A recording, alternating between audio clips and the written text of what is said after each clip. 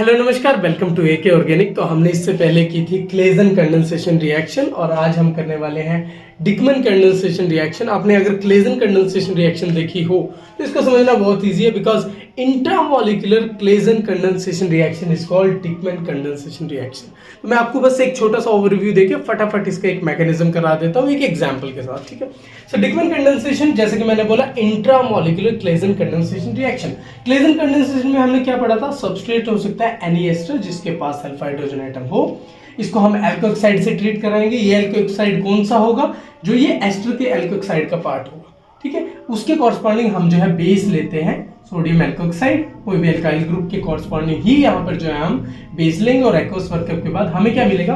Beta keto ester as a product, ठीक है। तो अब देखो, ये तो हो गया क्लेजन कंडेंसेशन का, लेकिन यही रिएक्शन अगर हम विद इन द मॉलिक्यूल करें तो देखो, क्योंकि इसके मैकेनिज्म में हमने क्या किया था, यहां से जो है CH2 negative carbon ion generate कराया और दूसरे मॉलिक्यूल के कार्बोनिल एस्टर पर, ये जो एस्टर ग्रुप है ना, इसके कार्बोनिल कार्बन पे अटैक कराया था।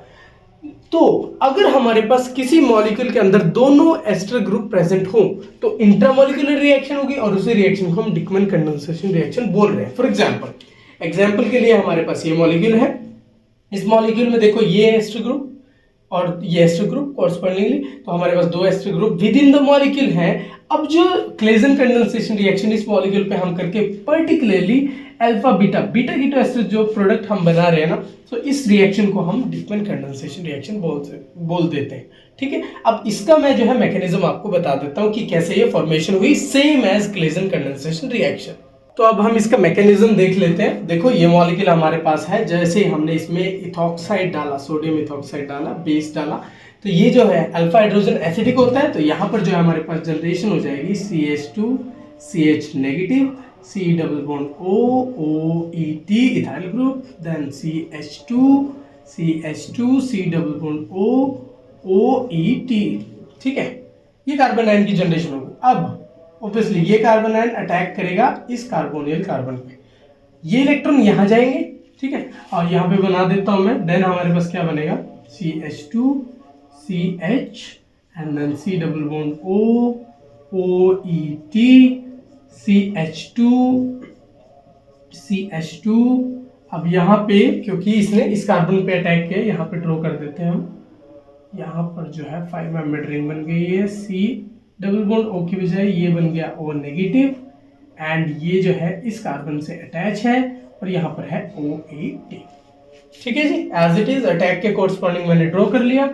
अब ये इलेक्ट्रॉन वापस आएंगे ऑब्वियसली, और ये जो है इथॉक्साइड आयन सिस्टम से बाहर, OET सिस्टम से बाहर, तो ये जैसे ही बाहर जाएगा हमारे पास किस मॉलिक्यूल की जनरेशन होगी? देखो ध्यान से, 5 मेंबर्ड रिंग हमारे पास बन चुकी है, ये देखो 1 2 3 4 5 मेंबर्ड रिंग, और एक पे देखो C double bond O OET है और एक पे C डबल बॉन्ड O है, तो हमने यहाँ C double bond O draw कर लिया बीच में, और नेक्स्ट कार्बन पे C double bond O, next carbon पे C double bond O OET।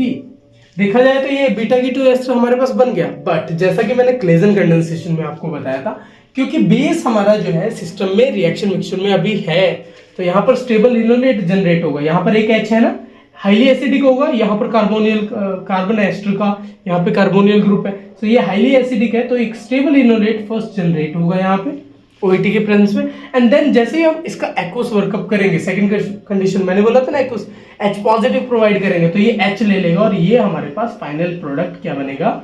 Beta keto ester, जैसा कि क्लेजन में किया था सेम, बस ये इंट्रामोलिकुलर हो रहा है, with in the same molecule हो रहा है, तो ये हमारे पास प्रोडक्ट बन गया।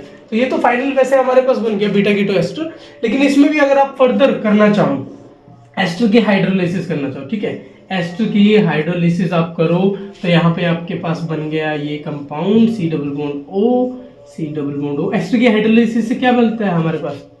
एसिड, कार्बोक्सिलिक एसिड, ठीक है, ये मिल गया। डीकार्बोक्सिलेशन के लिए हीट करो, डीकार्बोक्सिलेशन, CO2 को रिमूव करो, हमारे पास क्या बन गया? C double bond. ये पर्टिकुलर कीटोन हमारे पास एज अ प्रोडक्ट आ गया।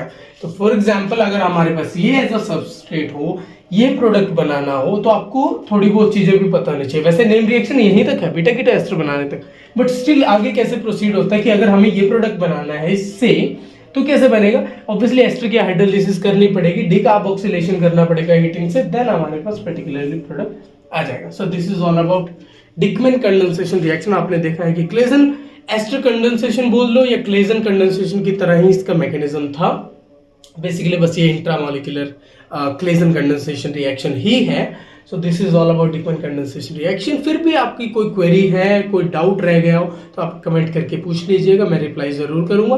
एंड अगर आपको वीडियोस इन्फॉर्मेटिव लग रही हैं तो आप लाइक शेयर सब्सक्राइब जरूर कीजिए AK ऑर्गेनिक को। Thank you so much for watching.